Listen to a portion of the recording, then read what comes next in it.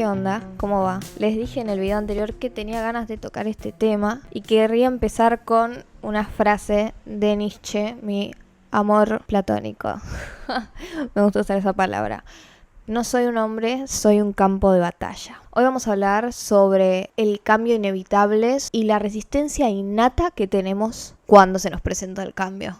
Sobre la identidad que quiere ser fija, de dónde viene, historia, genética, filosofía. Me encanta este tema, me encanta. Hay algo muy interesante en todo lo que hacemos y es el rezago genético, histórico que cargamos. Es algo propio de los animales, ¿no? Como que fuimos aprendiendo sobre distintos peligros de la vida, los que aprendían sobrevivían, tenían cría. La cría sale con el aprendizaje como impreso en sus genes. Se pasa de generación a generación. Y así evolucionamos con esa data que se queda acumulada en nuestro material genético. Lo que luego pasa a ser el instinto, ¿no? Pero es como esta información que tenemos previa, que se fue aprendiendo. Ser contradictorio y cambiante. La otra vez escribí, dejarse ser es dejarse cambiar. Y con eso me estaba preguntando de dónde viene nuestro pánico con el cambio, incluso propio. Nos creemos inamovible, formamos una identidad de acuerdo a algo fijo y salir de ese lugar es como si fuera peligroso para nosotros. ¿Por qué? Porque en un momento lo aprendimos y nos quedó. Después lo seguimos y lo seguimos reforzando con nuevos aprendizajes que seguían alimentándolo. Así como aprendimos a tenerle miedo a depredadores o a las ratas, porque no sé, supongo que tendrá que ver con enfermedades, pero hay una fobia a las ratas. De hecho, para los que estuvieron siguiendo mi tema con la rata de hace unos meses, sigo teniendo pesadillas con ratas. Realmente no lo puedo creer, no puedo creer que algo así me afecte. Siguiendo con el tema.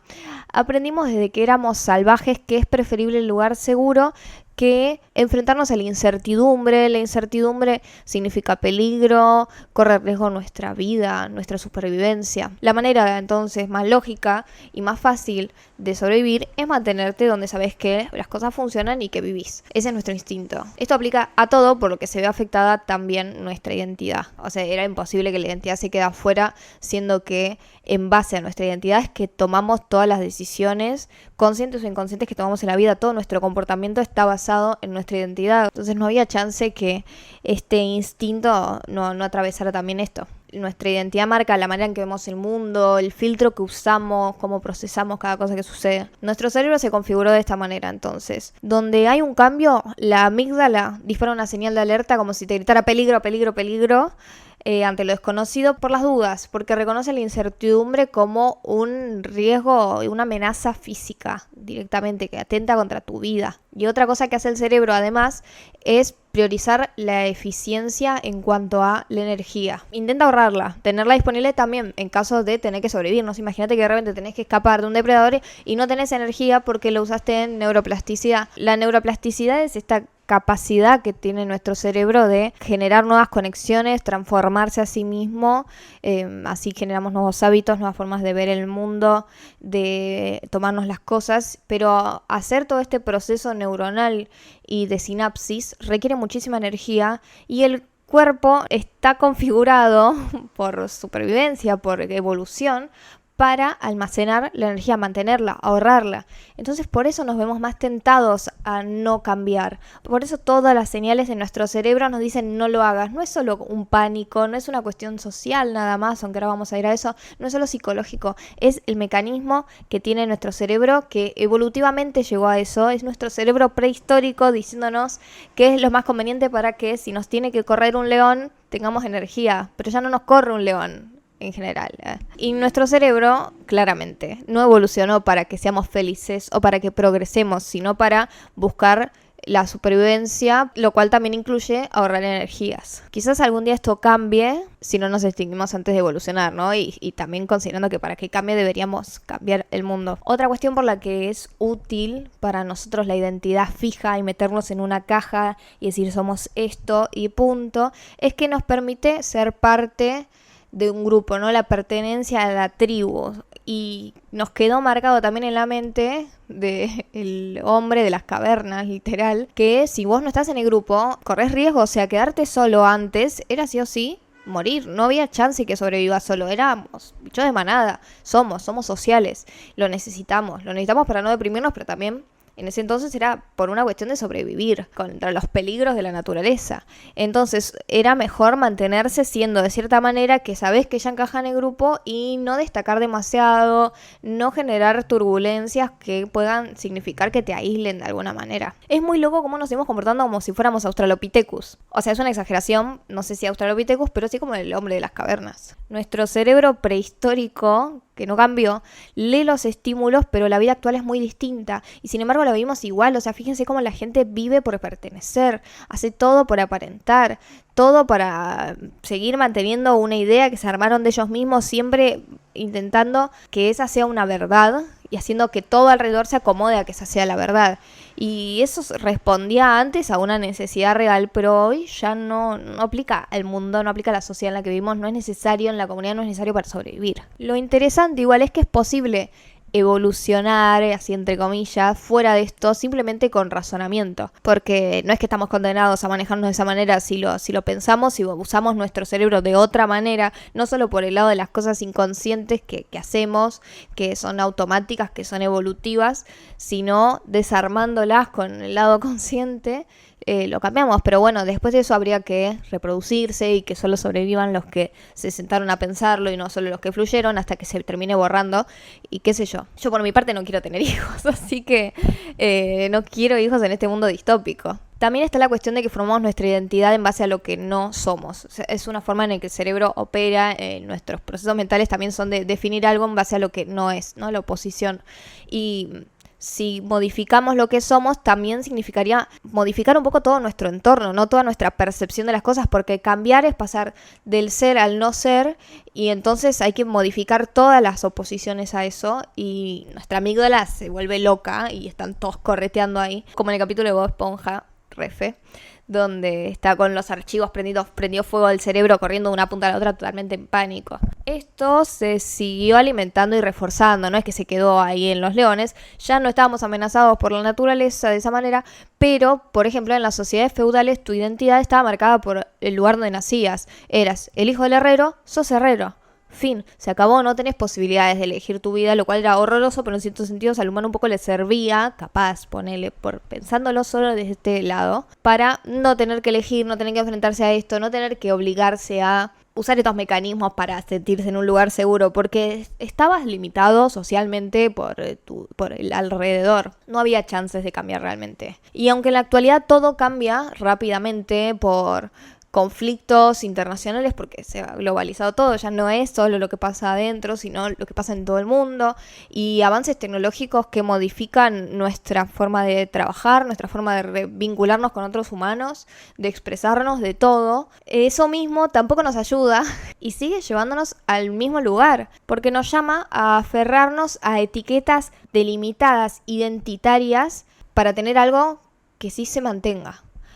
Bauman habla de esto, Modernidad Líquida, libro que les recomiendo muchísimo. Es increíble lo actual que sigue siendo, lo contemporáneo, lo moderno, siendo que fue publicado en el 2000. Pasaron 26 años y sigue siendo muy representativo, incluso con todos los cambios que hubieron. Es muy interesante esto. Cuestión que para poder agarrarnos de algo fijo en el medio de todo lo que cambia, nos generamos una identidad de soy esto. Soy esta postura política. Tengo estos valores específicos. Tengo esta estética, esta forma de vestirme. Aplica para todo, desde lo más burdo hasta lo que defendés con garras y dientes. Otra cosa que creo que pudo haber alimentado esta forma de comportarnos con respecto a la identidad y al no cambio y al no salirse del molde, yo creo que podría ser la religión en sus momentos más agresivos, más intensos, más estrictos, que igual en algunas partes del mundo siguen viviendo de esta manera, siguen estando muy presentes, atravesando por completo la vida en sociedad y la vida individual, pero bueno, sí ha cambiado en muchas partes del mundo. Es básicamente indiscutible, es así y listo, vos sos así y listo.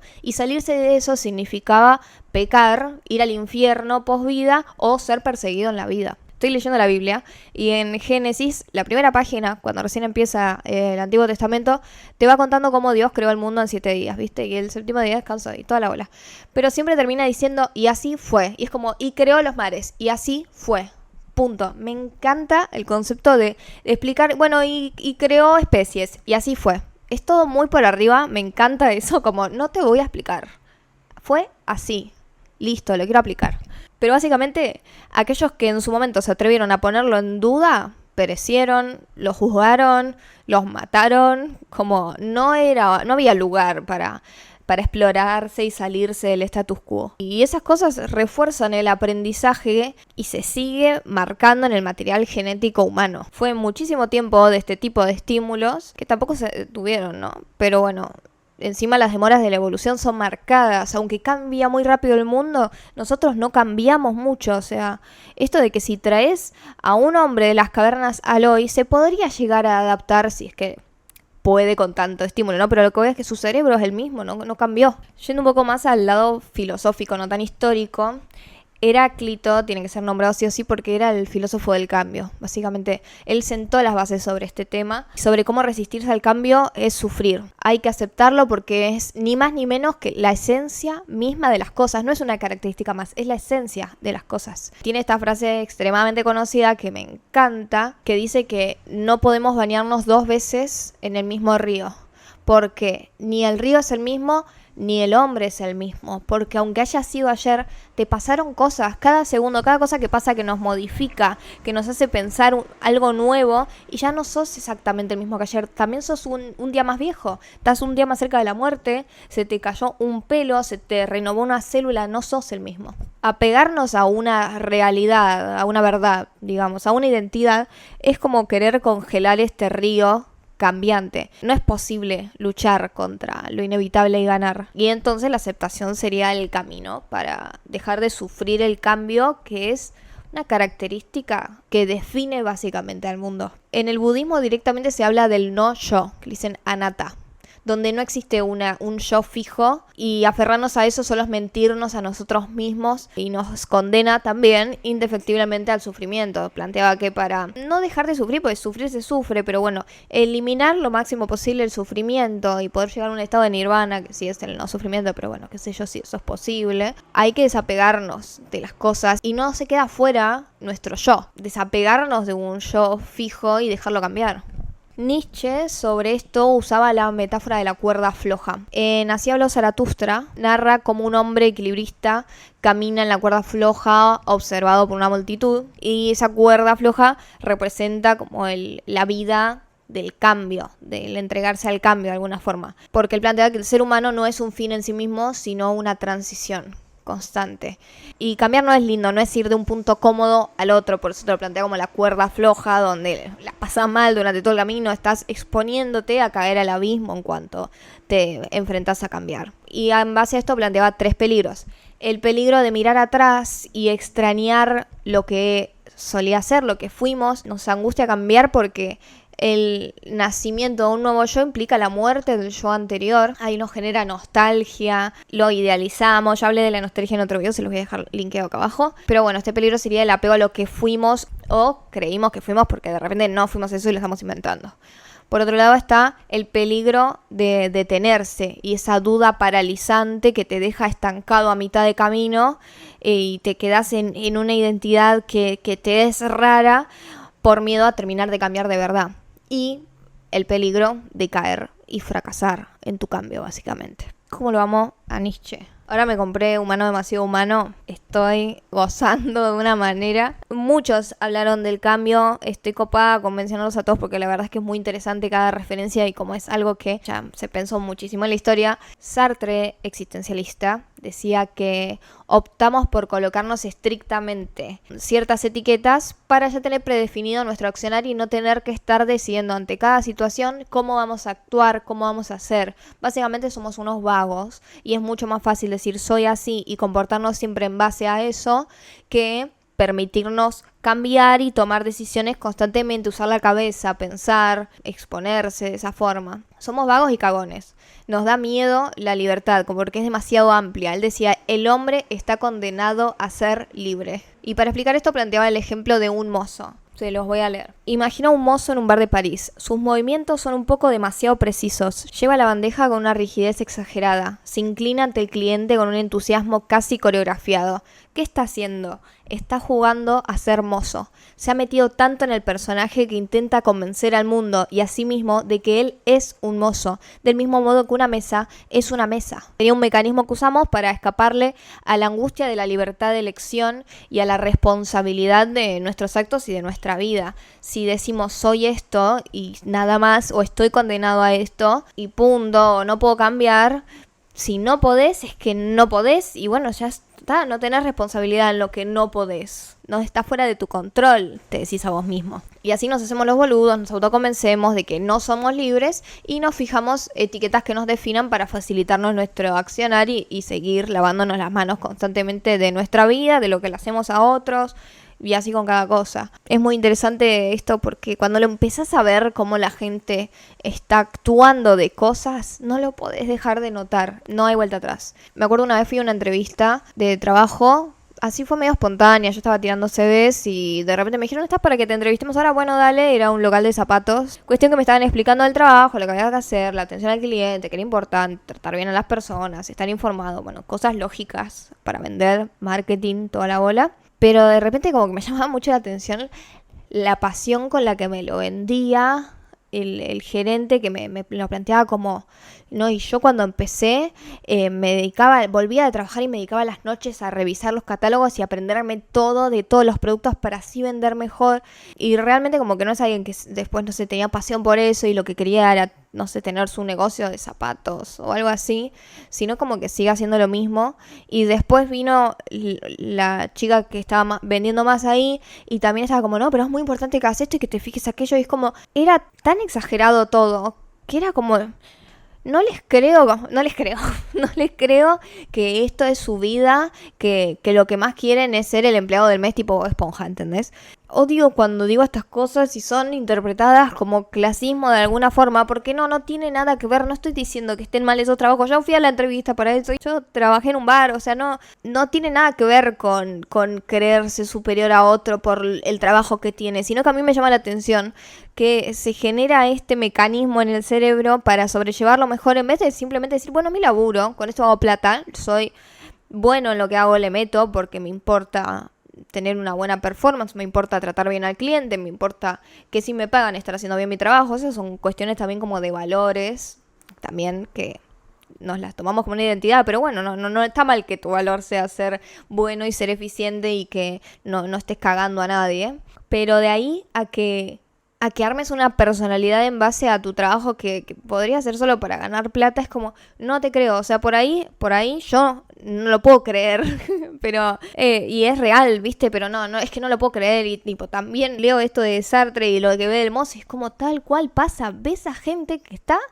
exagerando, pero porque entiendo que es una forma que tiene el humano de sobrellevar la situación y no matarse, pero no tenés por qué matarte, o sea, no es que hay dos caminos, o haces tu vida en base a eso o te deprimís, no, también está la opción de aceptarlo como es y tener otras cosas en tu vida y otros gustos y tus búsquedas personales, aparte de la fuente de ingresos que tengas, ¿no? Espero que se esté entendiendo, porque siento que mucha gente con esto también, no paro de decir esto en los videos, pero me da pena cuando se pierde un mensaje en ofendimientos, cuando no se trata de un ataque, no se trata de superioridad, de inferioridad, no pienso nada de nadie que tenga ningún trabajo, porque para mí justamente el trabajo no te define, el trabajo es cómo sobrevivimos en la sociedad en cuanto a cómo se estructuró. Si se hubiera estructurado de otra manera, no sé de qué viviríamos, sería todo distinto, ni siquiera me lo puedo imaginar. Justamente por eso es que no puedo creer que se desarrollen toda una idea así, después actúen de esa manera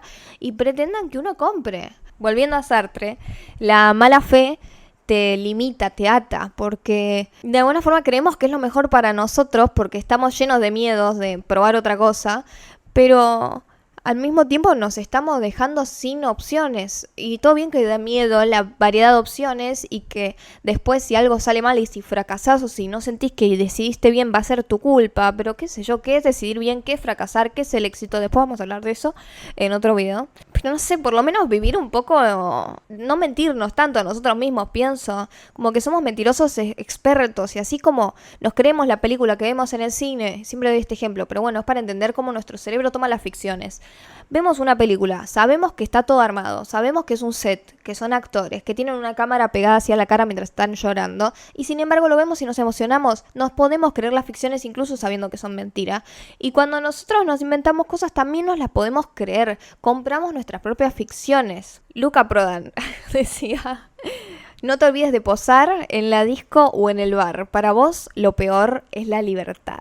Hubo unos economistas llamados William Samuelson y Richard Steckhauser, no sé si lo estoy pronunciando bien, que desarrollaron este concepto que se llama sesgo del status quo. Y es un sesgo, un atajo que tiene el cerebro, un taparse los ojos y para otro lado, que nos hace preferir que las cosas se queden exactamente como están. Como esta idea de que lo que es conocido es mejor, es preferible, es la opción más segura. Que cualquier modificación implicaría aparte un riesgo o una pérdida. Para explicarlo sería el resultado de una combinación de varios factores. Por un lado, que nos pesa muchísimo más la pérdida que la ganancia. Psicológicamente nos duele el doble perder algo versus lo que nos alegra obtener algo, ganar algo de igual valor. Cuando pensás en cambiar algo de tu vida, tu cerebro inmediatamente se enfoca en lo que va a perder. Deja de lado las ganancias de la decisión que tomes. El cerebro primitivo, prehistórico. Por otro lado tenemos el efecto dotación, que es como tendemos a sobrevalorar las cosas y las ideas simplemente porque son nuestras. Y así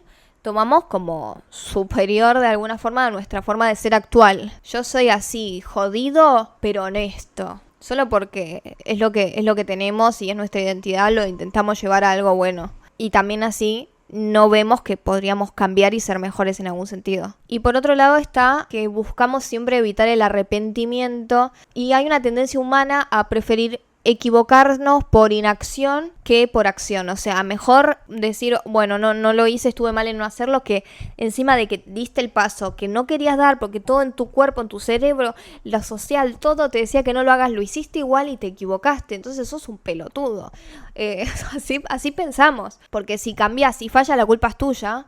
Pero si no cambiás y todo es una cagada y sigue siendo igual, es culpa de que así fue la vida también. Todo se trata de sacarnos las responsabilidades. Entonces, en conclusión, queremos encajar, quedarnos quietitos donde sabemos que no nos va a pasar nada, le tenemos miedo todavía a que nos ataque el león, no queremos hacernos cargo de las consecuencias de cómo decidimos vivir, porque sí hay decisión siempre, a menos que te estén apuntando con una pistola en la cabeza, hay decisión siempre, tengas tal o cual vida, tendrás un abanico distinto a tu alcance para empezar, pero se trata de decisión al fin y al cabo lo que hagas. Por eso no vive igual toda la gente. Y queremos así después quejarnos, porque así el mundo es cruel, nomás, no tiene nada que ver con nosotros, porque igual no estoy diciendo que el mundo no sea cruel, pero ¿qué hacemos nosotros con eso? Y después morir, y listo. Es una película de terror. A mí no cambiar me parece horrendo. Me han criticado a mí por ser cambiante. Siempre fui una persona muy cambiante naturalmente, muy contradictoria, o sea, pero porque me dejo cambiar, en el sentido de yo puedo defender mucho algo, pero si un día tengo una conversación con alguien que me muestra otra cosa, y voy a cambiar, no tengo por qué quedarme, no me importa tener razón, no me importa ser consecuente en todo en mi vida, no es mi prioridad. Me parece horrorosa la idea del estancamiento y de ser igual y de nunca cambies. Por favor, cambia. O sea, si me querés, déjame cambiar y cambiame. Pero es interesante porque también hay regulaciones sociales externas que ocurren cuando cambias, donde la gente salta cuando te contradecís. Pero vos hace un tiempo no decías esto y como, pero cambié. Cuando le hacen carpetazos a la gente de cosas que decían hace 10 años, ¿no pudieron haber cambiado? Para mí es hermoso explorar, dejarse cambiar por la vida, por el otro.